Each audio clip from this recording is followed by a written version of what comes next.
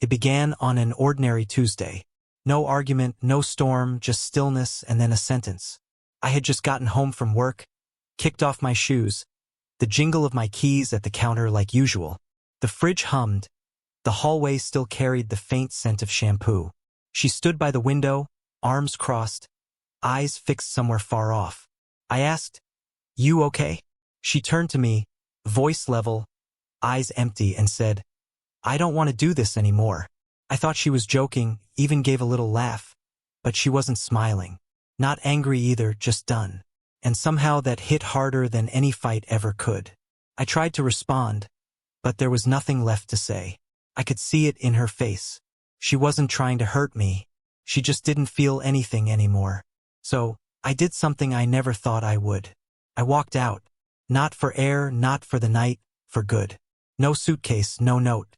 Just grabbed my wallet and keys, got in the car, and kept driving until the path started to blur.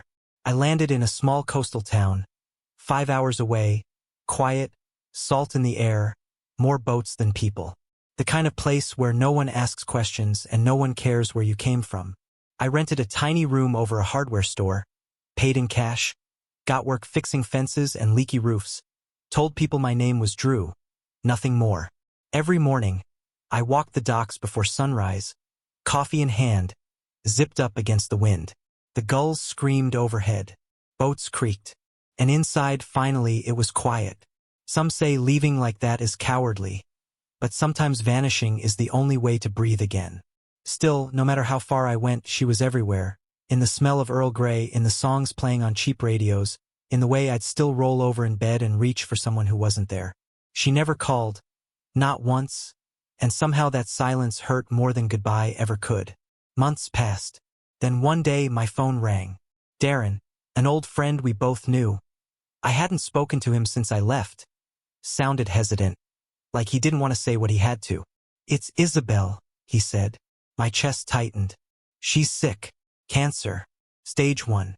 Caught it early, but she's going through it alone. I know it's not really my place, man. But she doesn't have anyone else." I didn't answer. I just got in the car the next morning and drove. Didn't know what I'd say when I saw her. Didn't know if she'd open the door, let alone let me in. But she did. She looked different, thinner, tired, but still her. Her eyes widened when she saw me. I said, "You don't need to say anything. I'm just here if you want someone around." She didn't speak, just stepped aside. The house was the same, but it felt like no one had really lived there in a long time. That night I took the couch. She didn't offer a bed. I didn't expect one. In the morning I made tea just the way she liked it. My hands remembered even if we didn't. She drank it without a word. And that's how it went. Small routines, quiet gestures, no apologies, no future plans, just now. Her treatment started. Chemo, exhaustion, nausea. I drove her, waited through appointments, cleaned when she couldn't, held her hair back, held her hand. She cried in her sleep sometimes. Other nights, she didn't sleep at all, but I stayed. Not for closure, not for hope. Just because love doesn't disappear just because you do. 3 months in, we sat in the kitchen. She finally broke the silence. "Why did you come back?" I paused, thought about giving her something easy, but I told the truth because I still care. I said, "Even when you didn't." She didn't cry, just nodded, reached across the table, touched my hand.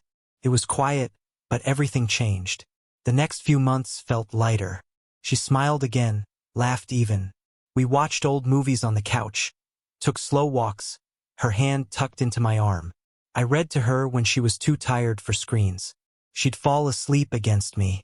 We really talked, for the first time in a long time, about how it all went wrong, how we stopped listening.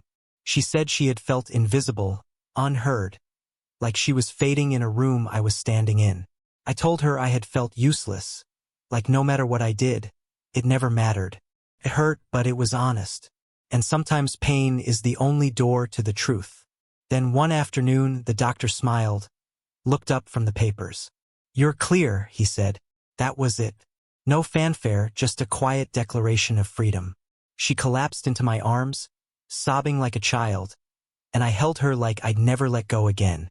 She'd beat cancer. But in those 5 months, we beat something else too: distance, pride, silence. We didn't go back to what we were. We began something real. Not perfect, not easy, but honest. And that, more than anything, changed.